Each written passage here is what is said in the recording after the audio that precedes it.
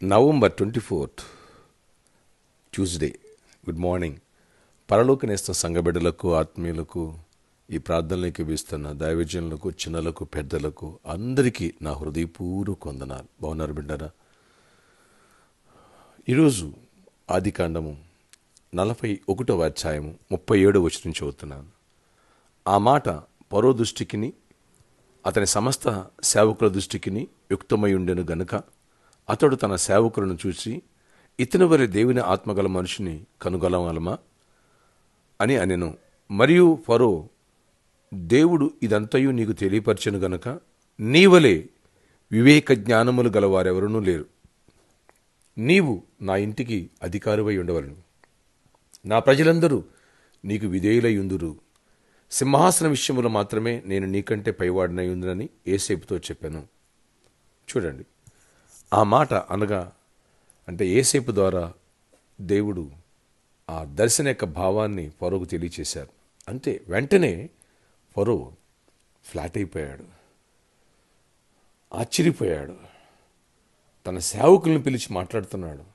చూడండి, ఇతను వలె దేవుని ఆత్మ కలిగిన వాడిని మనం కనుగొనగలమా అని అడిగాడు. ఎంత ఆశ్చర్యం అండి!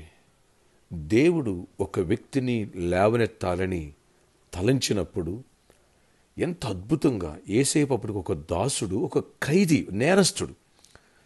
ఆ నేరస్తుడుగా జైల్లో ఉన్న ఒక వ్యక్తిని సరాసరి ఫరో ఎదుటికి తీసుకెళ్ళి అతనికి వచ్చిన కళ చెబితే కళ భావాన్ని తెలియపరచగానే ఆ రాజు మనసుని, ఫరో యొక్క సేవకుల యొక్క మనసుని యోసేపు తోటి తిప్పేసి ఒక పోస్ట్ని క్రియేట్ చేసి జాబ్ చేశారండి. అది సామాన్యమైన పోస్ట్ కాదు, అది ఉన్నతమైన స్థానం. రాజు తర్వాత second place. What a miracle! ఈరోజు ఎవరైతే ఈ ప్రార్థనలో ఏకీభవిస్తున్నారో, ఈ వాక్యము వాగ్దాన రూపములో దేవుడు మనందరికీ అనుగ్రహించునుగాక. ఆమేన్. దేవుడు నిన్ను లేవనెత్తాలని కోరుకుంటున్నారు.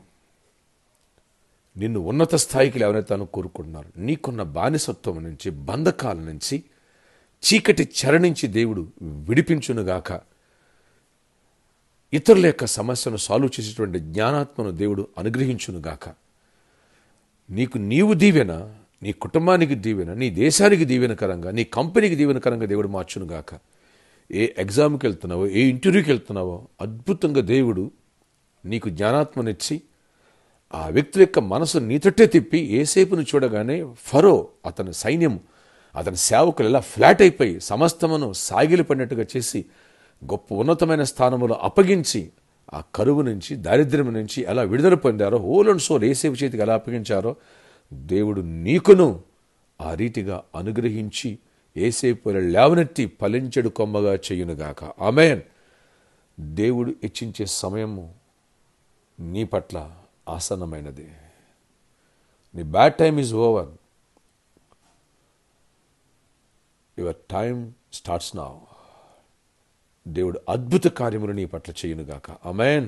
ప్రే చేస్తున్నాను. ఆశ్చర్యకడ నీకు వందనాలు. ఈరోజు ఎవరైతే ఈ ప్రార్థనకి వచ్చి ప్రతి ఒక్క బిడ్డను బ్లెస్ అయ్యండి. విద్య, ఉద్యోగ, వ్యాపార పరిధులు అన్నింటిలో కూడా దీవించండి. ఆత్మీయంగా మరింత బలపరచండి. యోసేపు ఆనాడు నా నీతిగా, యథార్థంగా, పరిశుద్ధంగా జీవించాడు. ఆ రీతికి ఈ ప్రార్థనలోకి ప్రతి బిడ్డ పవిత్రంగా, పరిశుద్ధంగా జీవించి కృపనివ్వండి, జ్ఞానాత్వం నింపండి. అలాగే యోసేపును బానిసత్వం నుంచి విడిపించి ఎంత గొప్ప స్థాయికి లేవనెత్తావో అలాగనే ఈ ప్రార్థనలోకి ప్రతి బిడ్డను ఉన్నస్థితికి లేవనెత్తండి. ఈ కరోనా వైరస్ బారిన పడిన వారిని స్వస్థపరచండి. మరణకరమైన వ్యాధుల నుంచి విడిపించండి. ఎవరు బలహీనంగా ఉన్నారో వారిని బలపరచండి. ఎవరు నాయన మరణకరమైనటువంటి పరిస్థితిలో ఉన్నారో వారిని లేవనెత్తి సంపూర్ణమైనటువంటి విడుదల కృపను దయచేయండి. నాయన ఫైనాన్షియల్ బ్రేక్ త్రూ ఇవ్వండి. జాబ్ లేని బిడ్డలకు జాబ్స్ ఇవ్వండి. ఐక్స్ కోరిన బిడ్డలకు ఐక్స్ ఇవ్వండి. సమాధానం ఇవ్వండి. బిజినెస్ పీపుల్ని దీవించి వారి వ్యాపారాలు నాయన సమృద్ధిగా యోసేపుకి ఎలా దీవించావో అలా దీవించి కృపనివ్వండి. గొప్ప కార్యాలు చేయండి. కుటుంబాలను నెమ్మదినివ్వండి.